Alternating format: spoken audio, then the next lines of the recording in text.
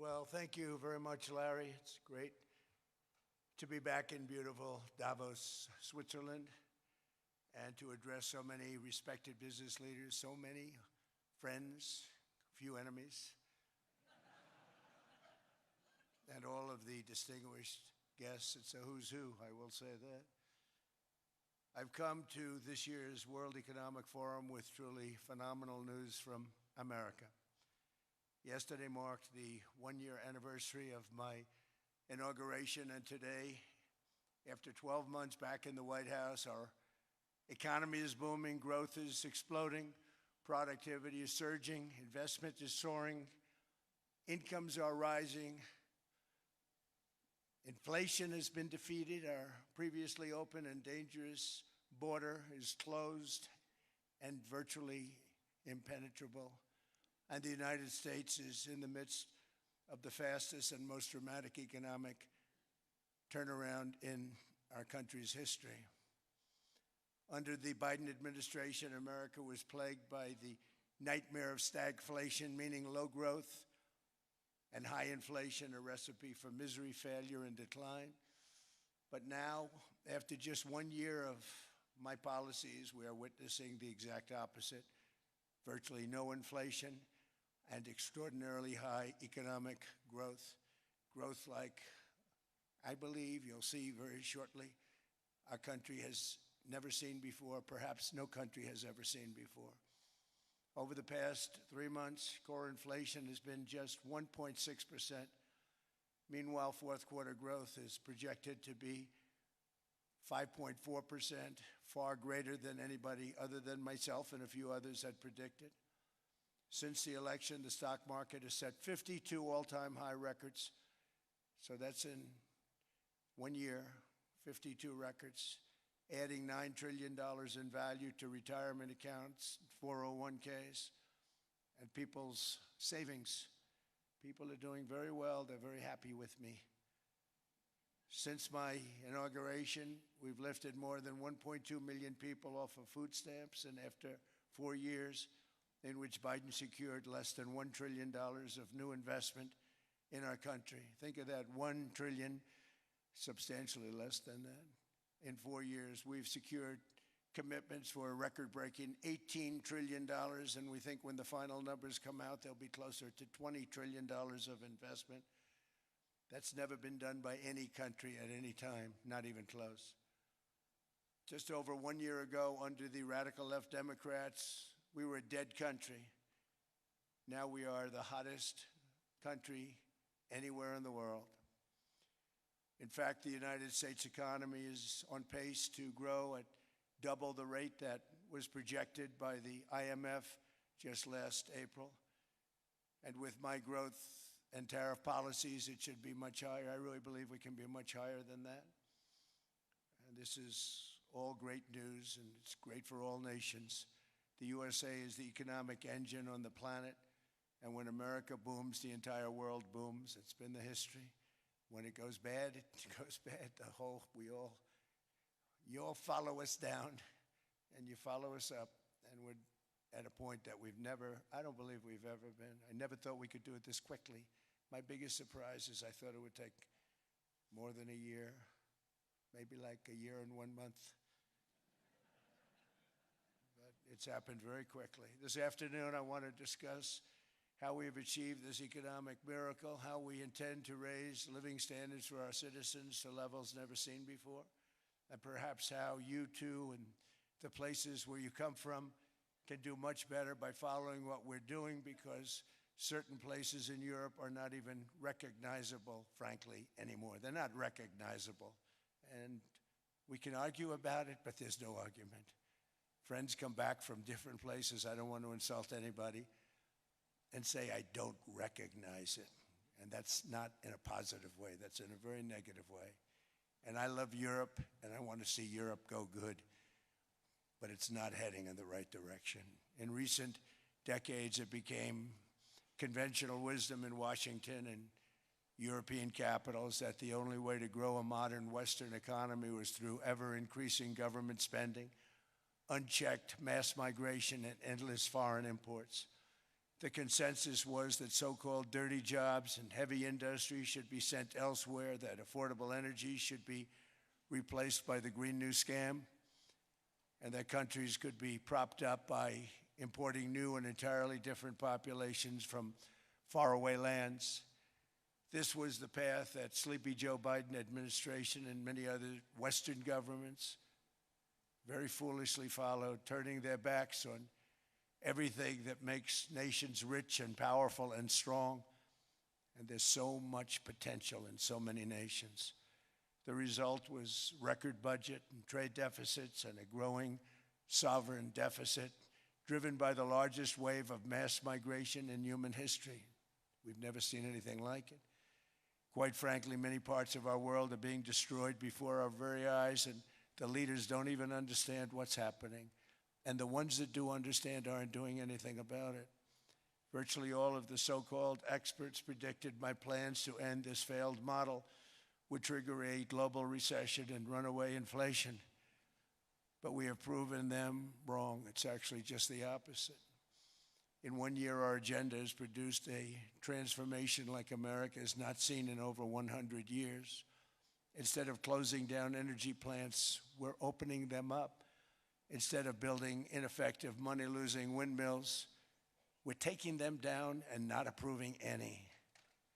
Instead of empowering bureaucrats, we're firing them, and they're going out and getting jobs in the private sector for 2 and 3 times what they were making in government.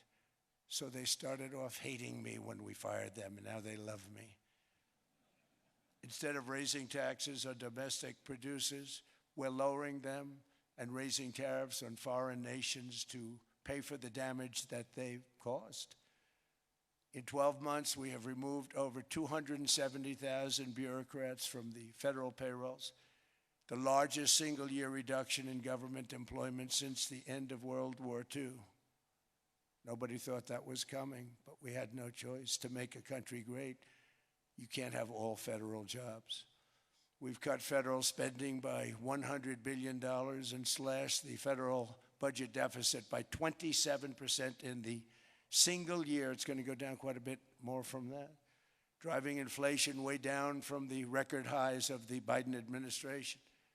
Every month, they went up and up and up. I promised to cut 10 old regulations for every single new regulation, but instead I've cut, actually till this point, 129 regulations for every 1 new regulation approved. So every time they come in with a new regulation, we do at least 10, but so far it's averaging out to 129, if you can believe it. In July, we passed the largest tax cuts in American history, including no tax on tips, no tax on overtime, no tax on Social Security for our great seniors. We also provided 100% expensing, that's the one they like, and bonus depreciation for all new equipment and capital investments to help companies expand and shift production to America. They are so in love with it. They build a plant, they're able to deduct it immediately, the whole thing, rather than waiting 38 to 41 years in the old days. This is a miracle taking place. Nobody thought it would ever be done by any country, but it's done by us. It was what made my first term the most successful 4-year term that we've ever had from a financial standpoint. And now we've upped it. This is a 10-year program, not a 1-year program. But you're allowed to deduct everything in 1 year. It used to be 38 to 41 years.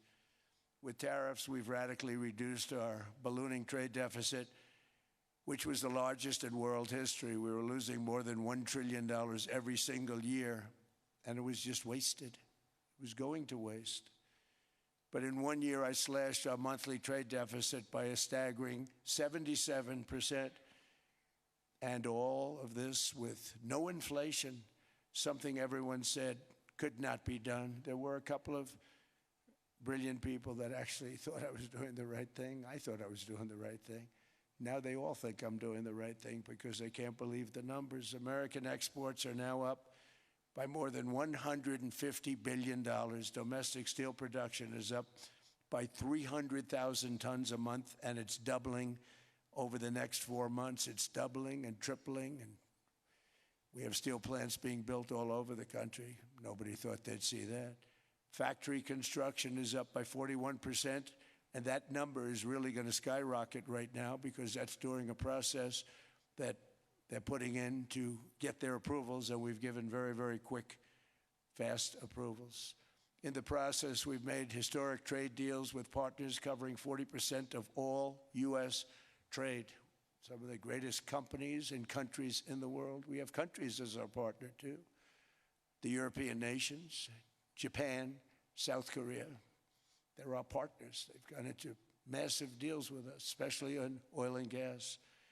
And these agreements raise growth and cause stock markets to boom, not only in the U.S., but virtually every country that came to make a deal, because, as you've learned, when the United States goes up, you follow.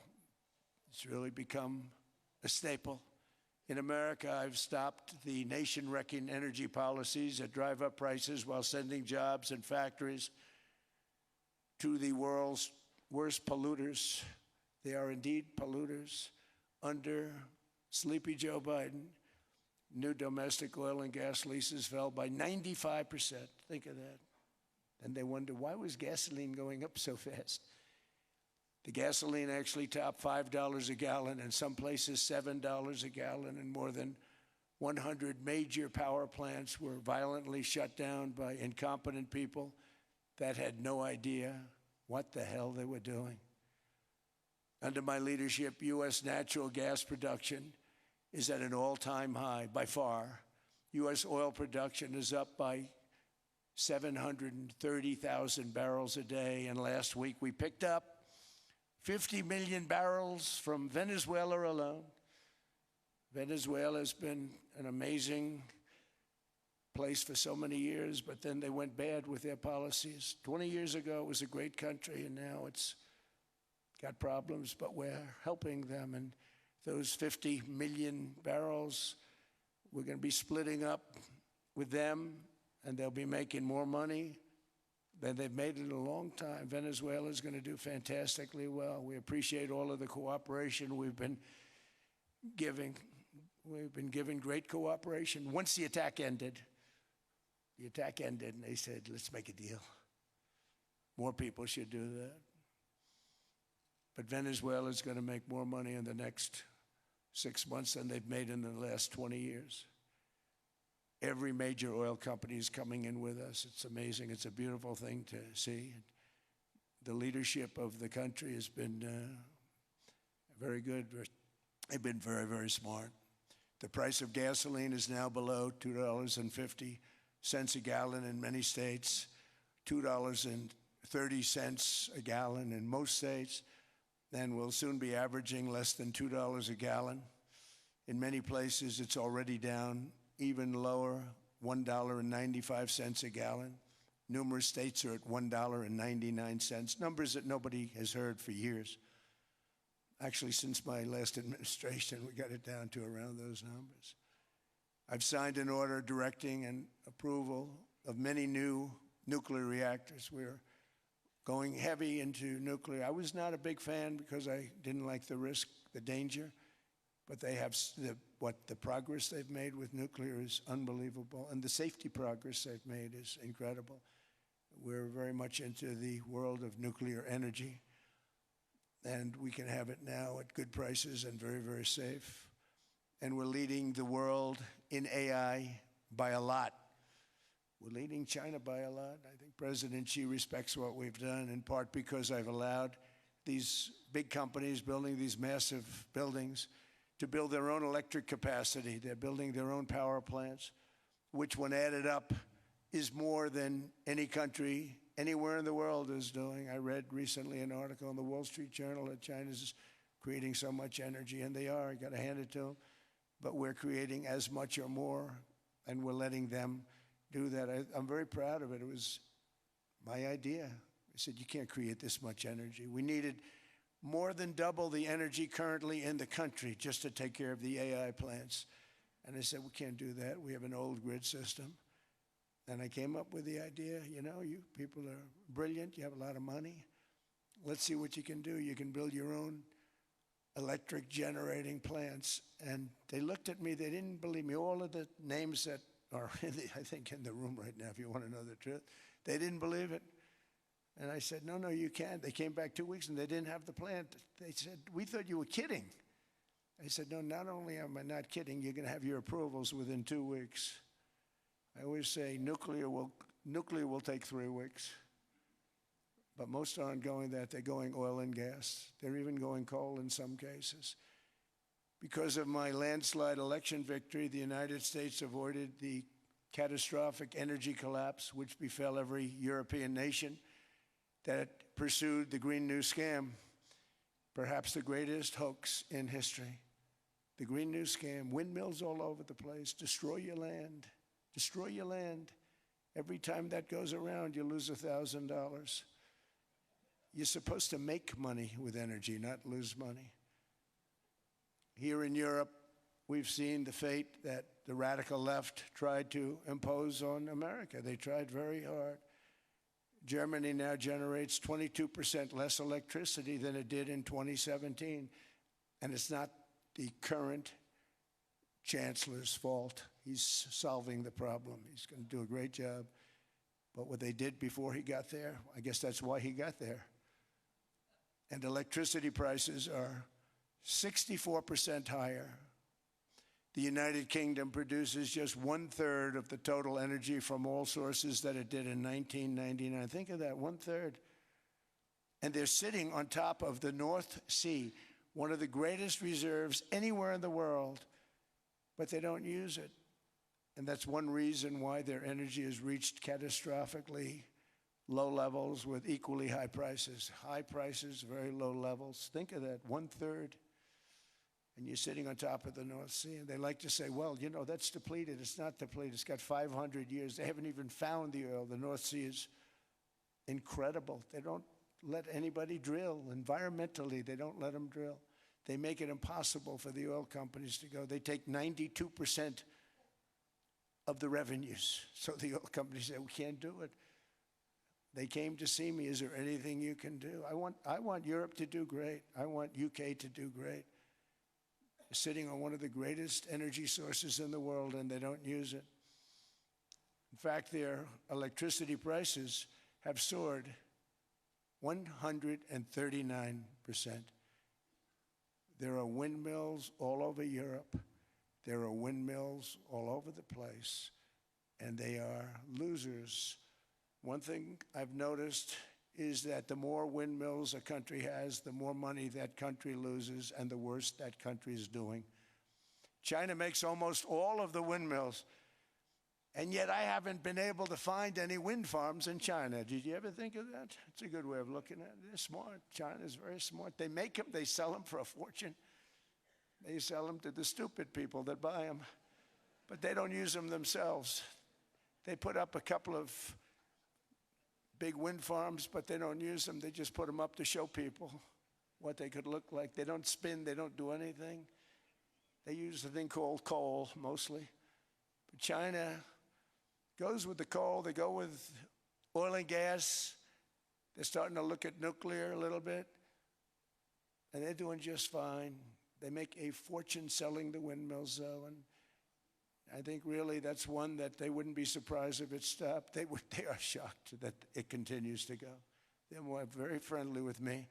They're shocked that people continue to buy those damn things. They killed the birds. They ruin your landscapes. Other than that, I think they're fabulous, by the way.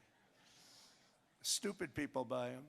The consequences of such destructive policies have been stark, including lower economic growth, lower standards of living, lower birth rates, more socially disruptive migration, more vulnerability to hostile foreign adversaries, and much, much smaller militaries.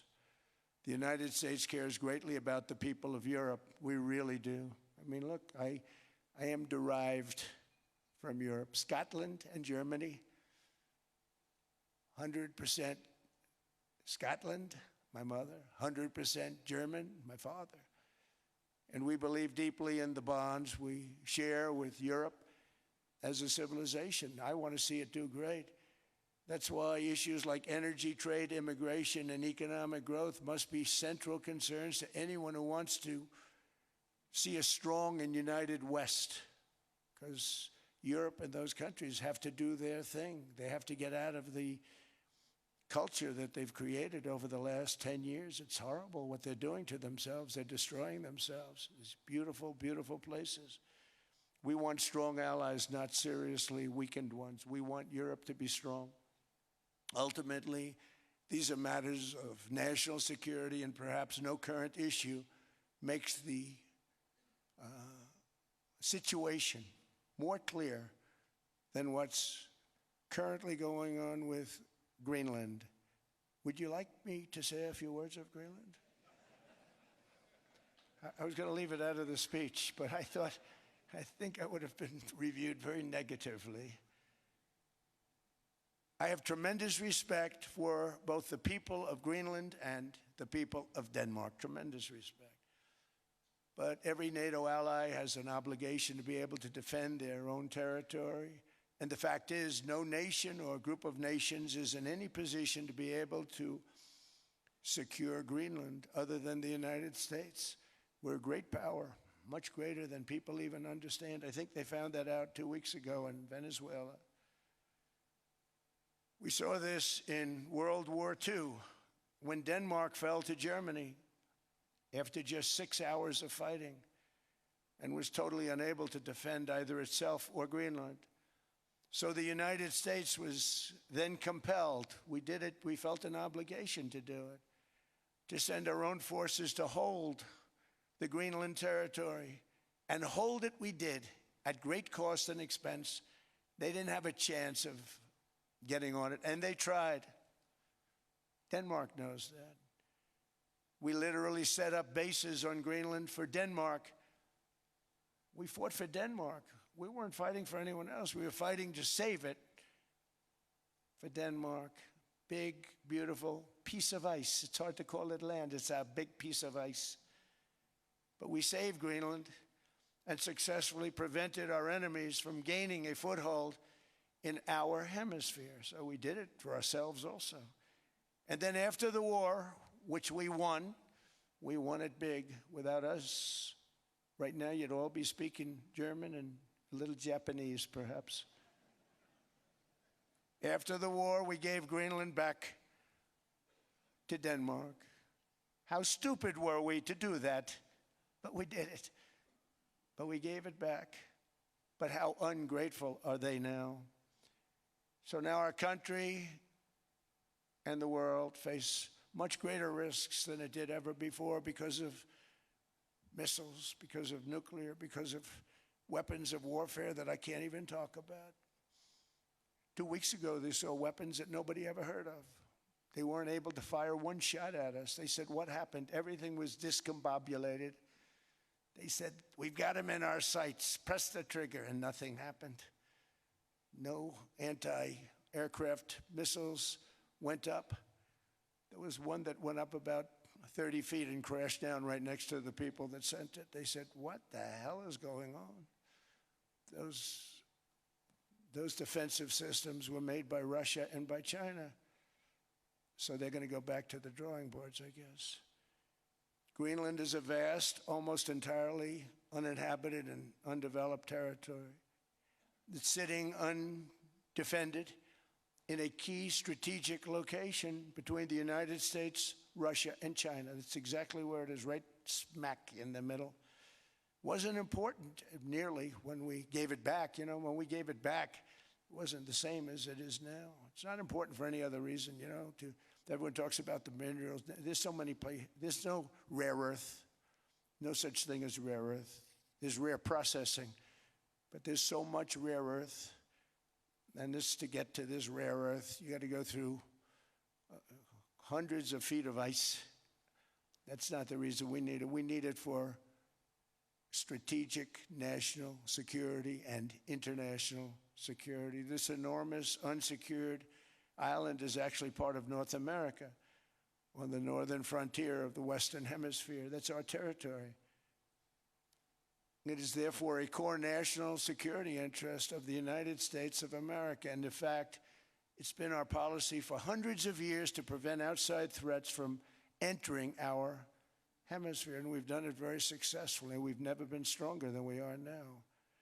That's why American presidents have sought to purchase Greenland for nearly 2 centuries. You know, for 2 centuries they've been trying to do it. They should have kept it after World War II, but they had a different president. That's all right. People think differently. Much more necessary now than it was at that time, however.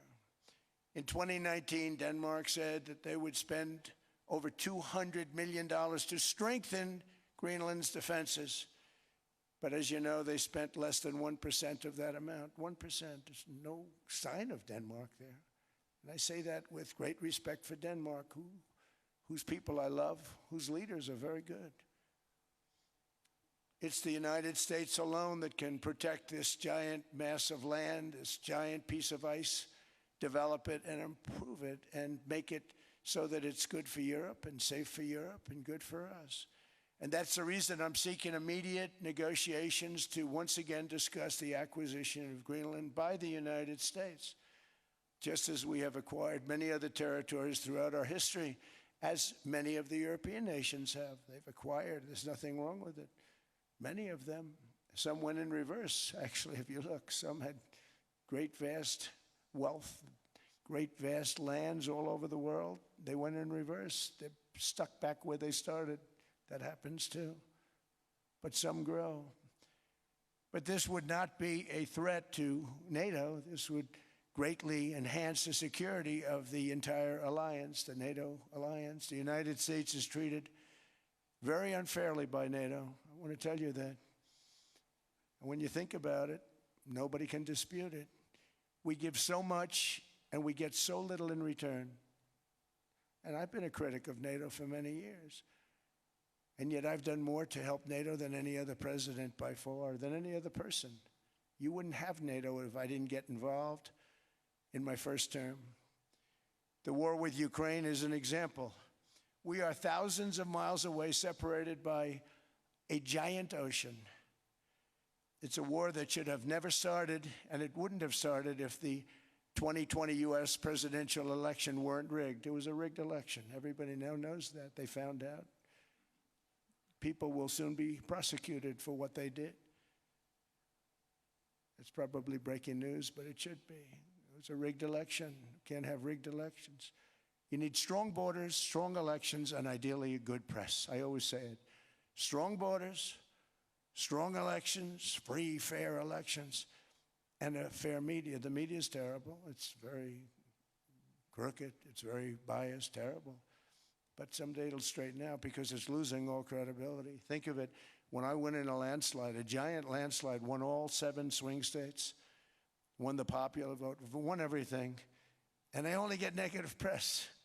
That means that it has no credibility. And if they're going to get credibility, they're going to have to be fair. So you need a fair press. But you also need those other elements. And I inherited a terrible, terrible situation.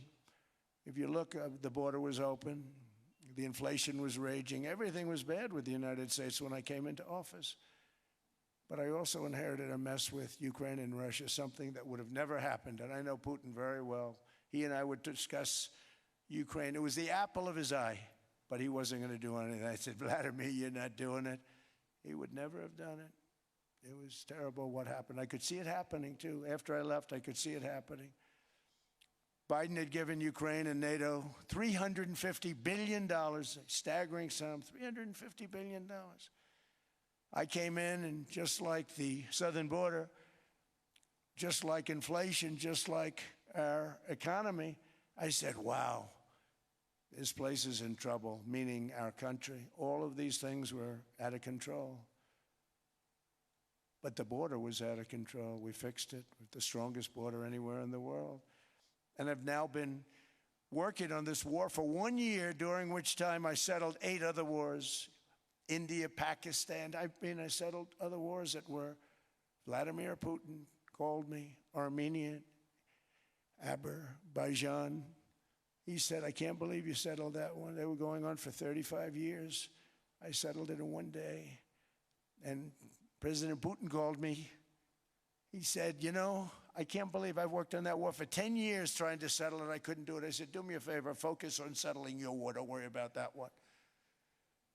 What does the United States get out of all of this work, all of this money, other than death, destruction, and massive amounts of cash going to people who don't appreciate what we do? They don't appreciate what we do. I'm talking about NATO. I'm talking about Europe.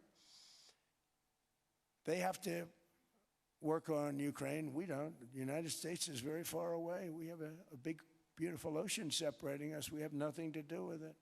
Until I came along, NATO was only supposed to pay 2% of GDP. But they weren't paying. Most of the countries weren't paying anything. The United States was paying for virtually 100% of NATO. And I got that stopped. I said, that's not fair. But then, more importantly, I got NATO to pay 5%, and now they were paying, and now they are paying. So something nobody said was possible. They said, we will never go up higher than 2%. But they went to 5%, and now they're paying the 5%. They didn't pay the 2%, and now they're paying the 5%. And they're stronger for it, and they have an excellent, by the way, Secretary General, who's possibly in the room. Mark, are you here? Yes, he's here. Hello, Mark. We never asked for anything, and we never got anything. We probably won't get anything unless I decide to use excessive strength and force where we would be, frankly, unstoppable. But I won't do that. Okay? Now everyone's saying, oh, good. That's probably the biggest statement I made, because people thought I would use force. I don't have to use force. I don't want to use force. I won't use force.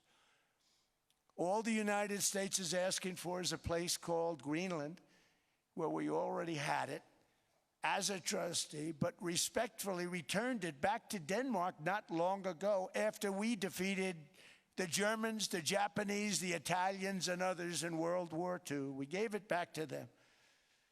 We were a powerful force then, but we are a much more powerful force now, after I rebuilt the military in my first term and continue to do so today. We have a budget of $1.5 trillion.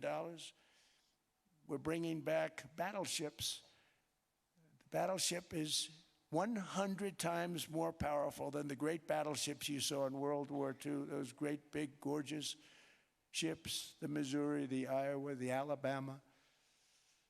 Because I thought maybe we could take them out of mothballs. They said, no, sir, these ships are 100, think of that, 100 times more powerful than those big, magnificent pieces of art that you saw so many times ago, that you still see on television, and you say, wow, what a force. 100 times, each ship 100 times more powerful than the big battleships of the past. So that was the end of the mothball story. So what we have gotten out of NATO is nothing except to protect Europe from the Soviet Union and now Russia. I mean, we've helped them for so many years. We've never gotten anything, except we pay for NATO.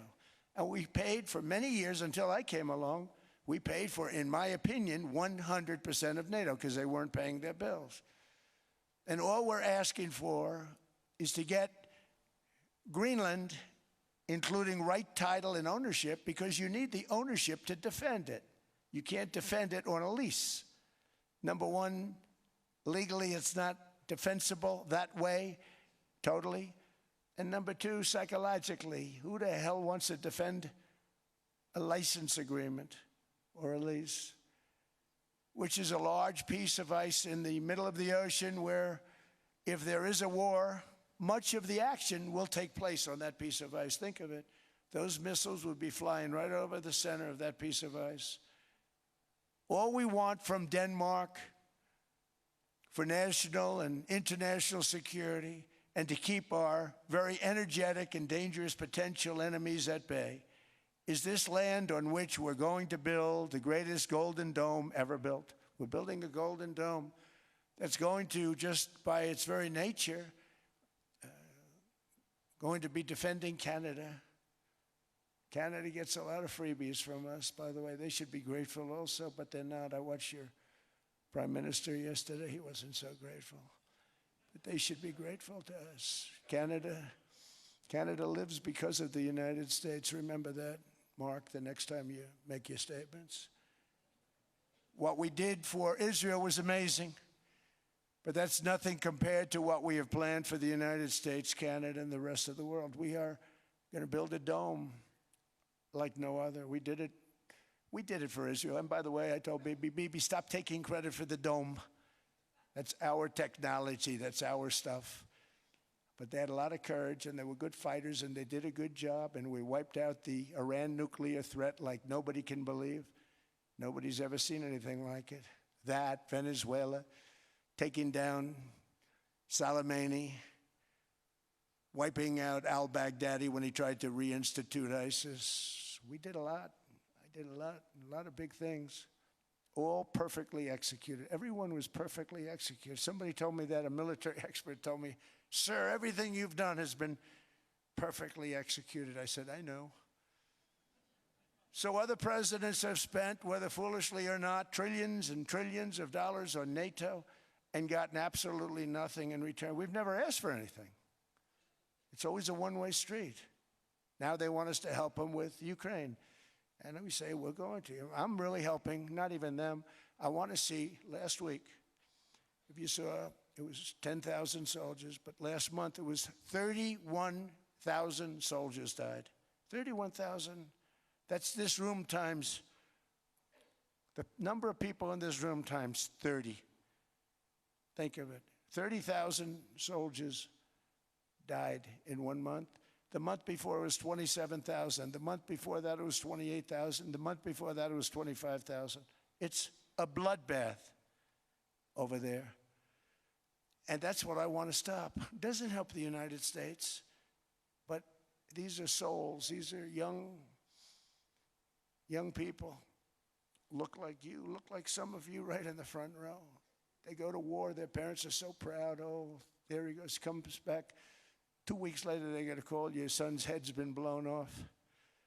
I want to stop it. It's a horrible war. It's the worst since World War II. They keep going, they'll exceed World War II. The numbers are staggering, how many people they've lost. They don't want to talk about it. Ukraine and Russia lost just tremendous amounts. And I'm dealing with President Putin, and he wants to make a deal, I believe. I'm dealing with President Zelensky, and I think he wants to make a deal. I'm meeting him today. He might be in the audience right now. But they got to get that war stopped because too many people are dying, needlessly dying. Too many souls are being lost. It's the only reason I'm interested in doing it. But in doing it, I'm helping Europe, I'm helping NATO, and I've until the last few days when I told them about Iceland, they loved me. They called me daddy, right, last time. A very smart man said, he's our daddy. He's running it. I was like running it. I went from running it to being a terrible human being. But now what I'm asking for is a piece of ice, cold and poorly located, that can play a vital role in world peace and world protection.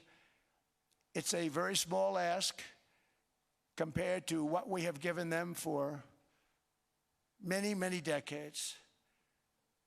But the problem with NATO is that we'll be there for them 100%. But I'm not sure that they'd be there for us. If we gave them the call, gentlemen, we are being attacked. We're under attack by such and such a nation. I know them all very well. I'm not sure that they'd be there. I know we'd be there for them. I don't know that they'd be there for us. So with all of the money we expend, with all of the blood, sweat, and tears, I don't know that they'd be there for us. They're not there for us on Iceland, that I can tell you. I mean, our stock market took the first dip yesterday because of Iceland. So Iceland's already cost us a lot of money. But that dip is peanuts compared to what it's gone up. And we have an unbelievable future in that stock. That stock market is going to be doubled. We're going to hit 50,000, and that stock market's going to double in a relatively short period of time because of everything that's happening. But this is a good example. After giving NATO and European nations trillions and trillions of dollars in defense, they buy our weapons. We make the greatest weapons in the world, but now we're going to make them faster, much faster. You saw that.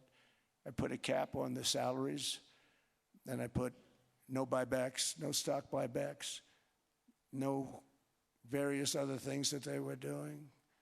I mean, they were making $50 million, but it would take them 3 years to give you a Patriot missile. I said, that's not good. My chauffeur can do a better job than that, and he makes slightly less than 50. They make big salaries. If they're going to make those big salaries, they're going to have to produce a lot faster. The good news is we have the greatest equipment in the world. Now we're going to start making it a lot faster. They're going to build additional plants. And all of the money that goes into stock buybacks is going to go into building plants. We're not allowing stock buybacks by defense companies any longer. They're going to build new plants to make Tomahawks, Patriots. We have the best equipment, F-35s, F-47, the new one just coming out. They say it's the most devastating plane, fighter jet ever. Who knows? They called it 47. If I don't like it, I'm going to take the 47 off it. I wonder why they called it 47. We'll have to think about that. But if I don't like it, I'm going to take that 47 off. But it's supposed to be the stage 6. It's supposed to be the first stage 6 plane, undetectable, like our B-2 bombers were undetectable. They flew right over Iran. They were undetectable. And they did their job, and they got the hell out of there. So we want a piece of ice for world protection, and they won't give it. We've never asked for anything else, and we could have kept that piece of land, and we didn't. So they have a choice. You can say yes, and we will be very appreciative, or you can say no, and we will remember. A strong and secure America means a strong NATO, and that's one reason why I'm working every day to ensure our military is very powerful, our borders are very strong, and above all, our economy is strong because national security requires economic security and economic prosperity, and we have the greatest that we've ever had. Biden and his allies destroyed our economy and gave us perhaps the worst inflation in American history. They say 48 years, I say forever, but I think 48 years is the equivalent to forever. Whether it's 48 years or ever, it's terrible, costing the typical family $33,000. What they did to this country should never, ever be forgotten.